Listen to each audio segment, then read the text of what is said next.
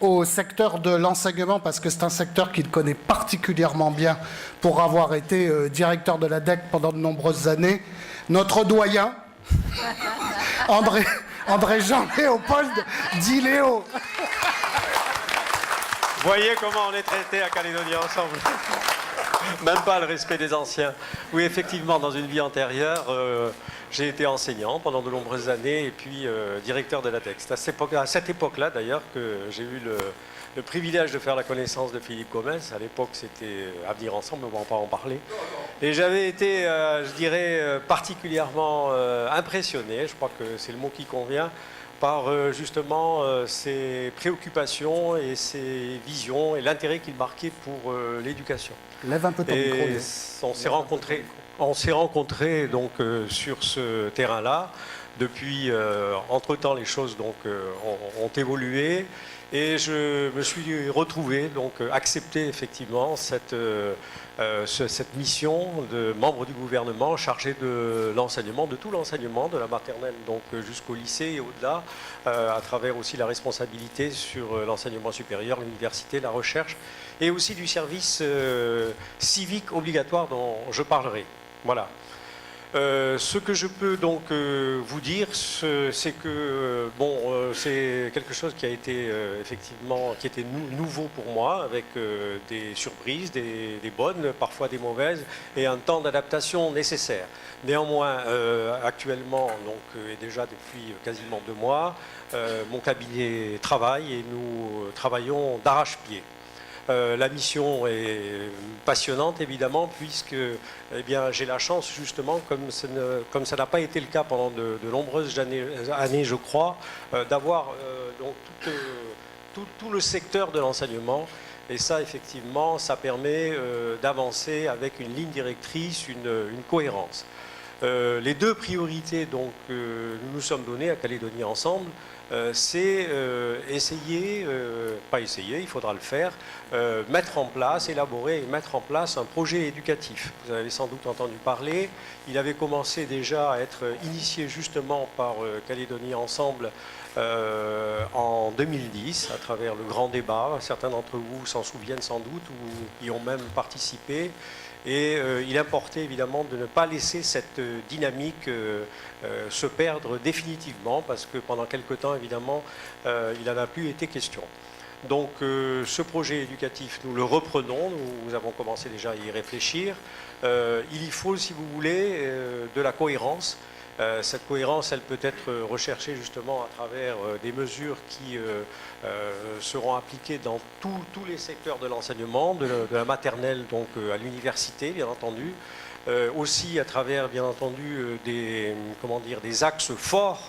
Et parmi les axes forts, vous avez peut-être pu, si vous avez suivi le discours de politique générale, vous avez pu entendre qu'il s'agit évidemment, bien entendu, de la réussite, mais surtout la réussite de telle sorte que, quels que soient les enfants, qu'ils soient issus de n'importe quelle famille, n'importe quel milieu social, eh bien, cette réussite soit au rendez-vous.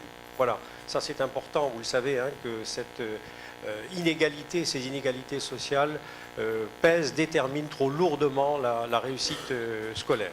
Il faut aussi travailler sur ce que l'on peut appeler les cultures et les langues océaniennes et kanak. C'est extrêmement important. Je crois qu'on a un petit peu trop tergiversé, tourné en rond pendant de trop nombreuses années. C'est quelque chose qui ne peut être que valorisant pour toute la société calédonienne. Ce sont des trésors, un véritable patrimoine et bien entendu, beaucoup de nos enfants sont porteurs et il faut les respecter en tant que tels. Voilà. Il y a encore des choses, hein, je ne vais pas rentrer dans le détail, mais tout ça devrait nous donner de la cohérence donc, à ce projet éducatif. Pour faire bouger les choses en matière d'éducation, hein, c'est pas facile, mais c'est possible. Il faut aussi du dynamisme, et c'est pourquoi c'est cette reprise, si vous voulez, d'un projet éducatif. Habituellement, l'enseignement, l'éducation nationale fonctionne de telle sorte qu'il y a des réformes, vous savez, avec quasiment chaque ministre, mais ces réformes, elles tombent un petit peu d'en haut, là, et elles écrasent un petit peu le monde enseignant, même si pendant quelque temps, effectivement, elles permettent hein, d'avancer et d'actualiser le système éducatif. Le projet éducatif, c'est quelque chose qui devrait être plus dynamique, parce que le principe, c'est que justement, une grande majorité d'acteurs du monde éducatif, hein, qu'il s'agisse des enseignants mais aussi des parents, puissent y participer. Voilà, donc le but c'est un petit peu ça, c'est de faire en sorte que cette dynamique soit présente et qu'on puisse la maintenir.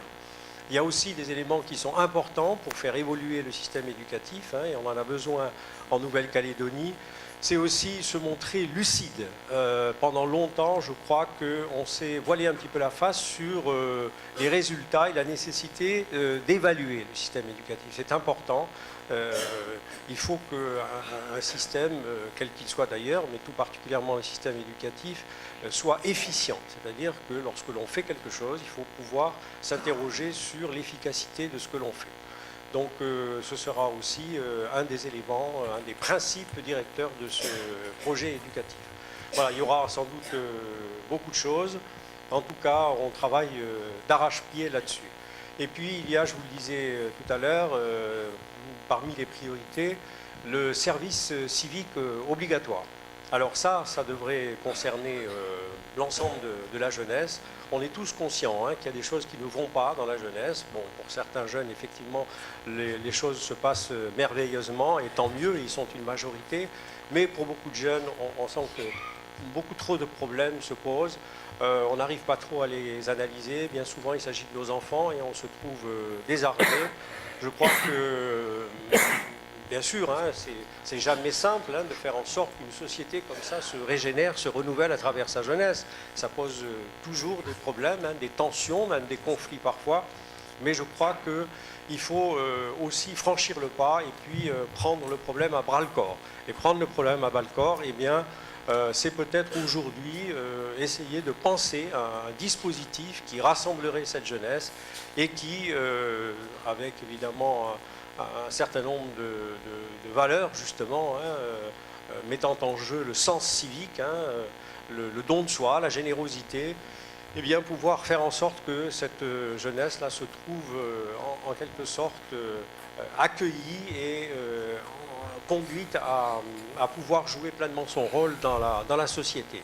Et surtout, à travers donc ce dispositif qui concernerait l'ensemble de la jeunesse, qui serait donc obligatoire, il faut aussi trouver l'occasion, bien entendu, de pouvoir accueillir un certain nombre de jeunes qui sont en grande difficulté, grande détresse, avec parfois, vous savez, des problèmes de drogue, d'addiction, et qui risquent de devenir effectivement des gens perdus pour l'ensemble de leur existence. Donc il faut se préoccuper de ces jeunes, mais il ne faut pas simplement se lamenter. Et nous espérons qu'à travers ce dispositif du service civique obligatoire, nous serons amenés à pouvoir conduire ces jeunes vers quelque chose évidemment de plus épanouissant que ce qu'ils s'apprêtent à vivre.